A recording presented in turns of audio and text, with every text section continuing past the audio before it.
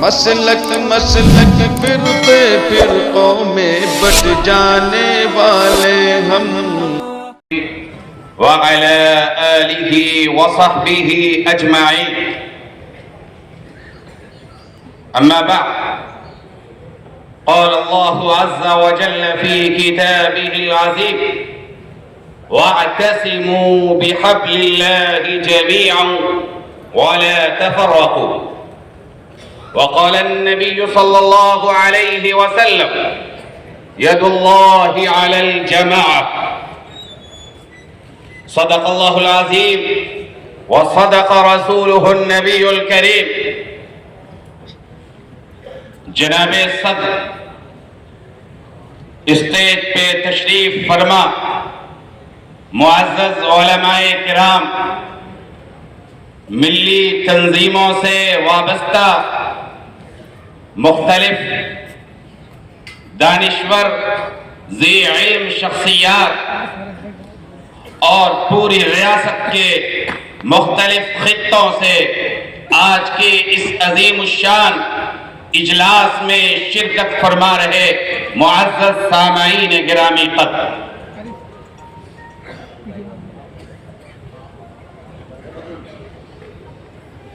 آج کے اس عظیم الشان اجلاس میں آپ سارے حضرات کا استقبال کرتے ہوئے میں یہ بتانا چاہتا ہوں کہ جمعیت علماء آخر ہے کیا، جمعیت علماء کے قائدین کیا تھے، اس کی تعبیر کے لیے ہزاروں صفحات کی ضرورت ہے، لیکن میں اسی سرزمین کے ایک انقلابی شاعر جناب کلیم عاجز کے اس شعر سے میں ان حضرات کو خراج عقیدت پیش کرنا چاہتا ہوں کہ کلیم عاجز نے کہا کہ دارو رسن نہیں ہم اہل جرو کی منزل، ہم مسافر ہیں بہت دور کے جانے والے۔ حضرات گرامی، اس وقت کو یاد کیجئے جب انگریز سامراج کے ظلم و جبر کا ماحول پورے ملک میں جاری تھا، زبانوں پہ تالے لگے ہوئے تھے، اور شاعر کے زبانی یہ دستور زباں بندی ہے کیسی تیری محفل میں کہ یہاں تو بات کرنے کو ترستی ہے زباں میں۔ اس وقت کے چند جیالوں نے آواز بلند کی، خاص طور پہ شیخ الہند مولانا محمود حسن دیوبندی رحمت اللہ علیہ نے ریشمی رومال کی تحریک شروع کی، جس کی پاداش میں انگریزوں نے انہیں قید کر کے مالٹا کے عقوبت خانے میں ڈال دیا۔ حضرت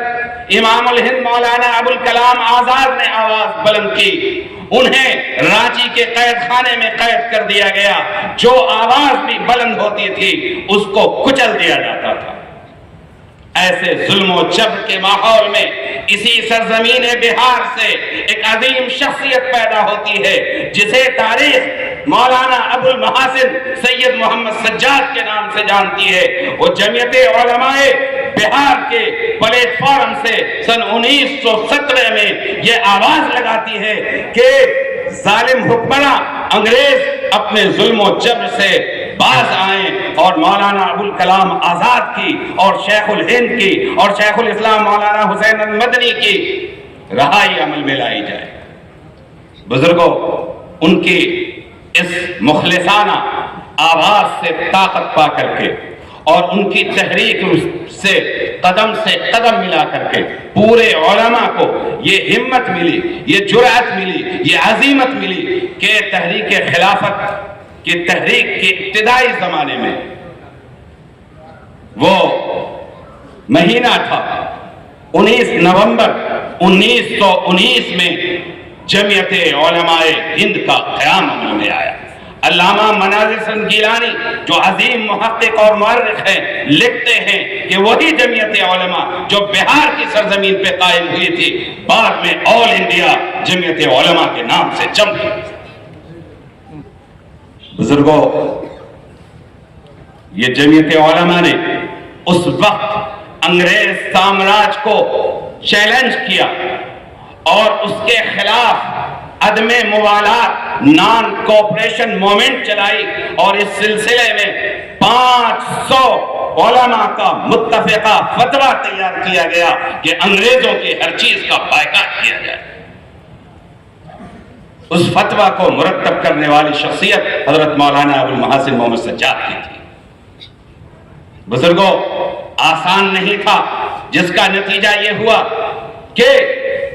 مختلف گرفتاریاں ہوئی، خاص طور پہ جمعیت علماء کے اس وقت کے جو مرکزی قائدین تھے، اور اس موقع پر حضرت مولانا مفتی اعظم مفتی کفایت اللہ صاحب کو گرفتار کیا گیا۔ اس وقت کے جو نائب صدر تھے حضرت مولانا احمد سعید دہلوی صاحب، ان کو گرفتاری کا سامنا کرنا پڑا۔ اسی طریقے سے شیخ الاسلام حضرت مولانا حسین احمد مدنی رحمۃ اللہ علیہ نے اس فتوے پہ دستخط بھی کیا تھا، ان کے خلاف پھانسی کی سزا کا اعلان کیا گیا، اور کراچی کا وہ خالق دینار حال آج بھی گواہی دیتا ہے، جب آپ کے خلاف مقدمہ چلایا جا رہا تھا، لوگوں نے، مخلصین نے گزارش کی کہ حضرت آپ یہ فرما دیجئے کہ اس فتوے کے اوپر میرا دستخط نہیں ہے۔ حضرت نے کہا کہ نہیں، یہ ممکن نہیں ہے، حسین احمد دیوبند کی سرزمین سے کفن لے کر کے آیا ہے، اور اس وقت کے اسلحہ برداروں کی طرف اشارہ کر کے کہا کہ لیے پھرتی ہے بلبل چونچ میں گل، شہید ناز کی تربت کہاں۔ بزرگوں، یہ اکابر و اسلاف تھے، ان کی قربانیاں تھیں، انہوں نے آزادی سے قبل متحدہ قومیت کا علم بلند کیا، تقسیم ہند کی مخالفت کی، اور یہ کوشش کی کہ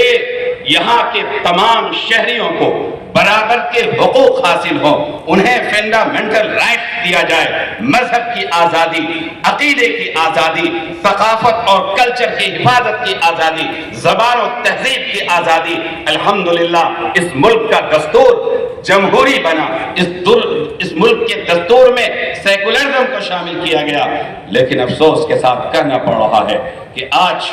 ہمارے ملک کی جمہوریت کو خطرات لاحق ہیں۔ آج پھر زبانوں پہ تالے لگانے کی کوشش کی جا رہی ہے، جو آواز بلند ہوتی ہے اس آواز کو کچلنے کی کوشش کی جاتی ہے، ہمارے پرسنل لا میں مداخلت کی راہ ہموار کی جا رہی ہے، ہمارے نوجوانوں پہ دہشت گردی کا الزام لگا کر کے اس کو جیل کے سلاخوں میں ڈالنے کی کوشش کی جا رہی ہے، ایک دہشت کا ماحول قائم کرنے کی کوشش کی جا رہی ہے۔ لیکن قربان جائیے اس جماعت کے اوپر، اس کے عظیم قائدین کے اوپر کہ اپنے بزرگوں سے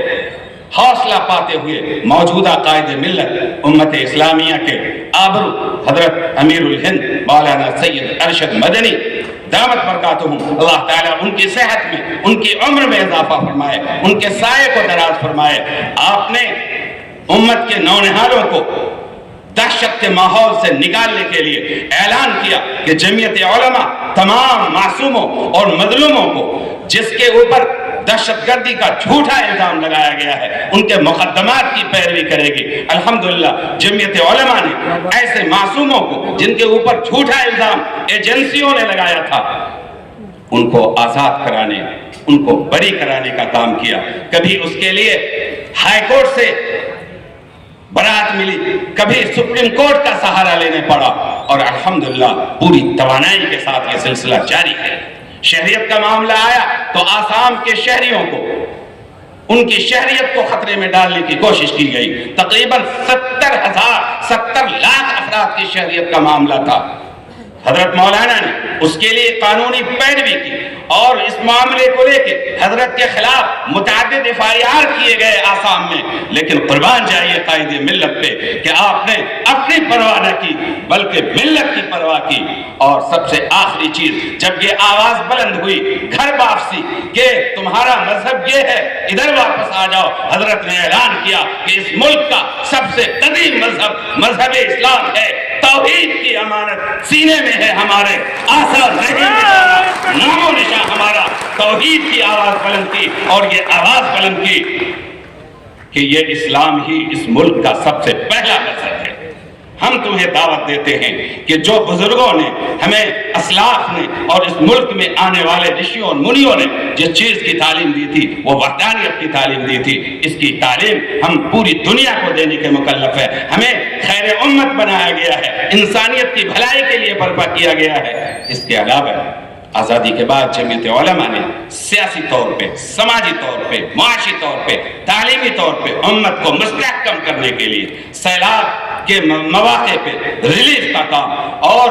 فساد زدہ علاقوں میں ریلیف کا کام بہت ہی تندہی اور مستعدی کے ساتھ کی ہے۔ جمعیت کے ورکر آپ سارے حضرات کے تعاون سے الحمدللہ بہار میں بھی یہ کارواں حضرت کی نگرانی میں آگے بڑھ رہا ہے، اور یہ 11واں اجلاس عام ہم سے یہ عہد لیتا ہے کہ ان بزرگوں کی قربانیوں کو رائگاں نہیں جانے دیں گے۔ انشاءاللہ ہم امین ہیں ان قربانیوں کے، اور ان کے کارواں کو آگے بڑھائیں گے، اور جمعیت علماء کے قدم سے قدم ملا کر کے یہ تمام ملی قائدین اور تمام ملی تنظیموں کے رہنما تشریف رکھتے ہیں۔ یہ اس بات کا اعلان ہے کہ جمعیت علماء نے ابتدا میں جس طرح تمام مسالک کے لوگوں کو لے کر کے یہ تحریک شروع کی تھی، آج بھی الحمدللہ جمعیت علماء اپنی اس محور پہ گامزن ہے۔ انشاءاللہ آئندہ بھی گامزن رہے گا، آئندہ بھی گامزن رہے گا۔ سبق پڑھ پھر صداقت کا، عدالت کا، شجاعت کا لیا جائے گا تم سے کام، دنیا میں امامت کا۔ بہت بہت شکریہ۔ وآخر دعوانا الحمدللہ رب العالمین۔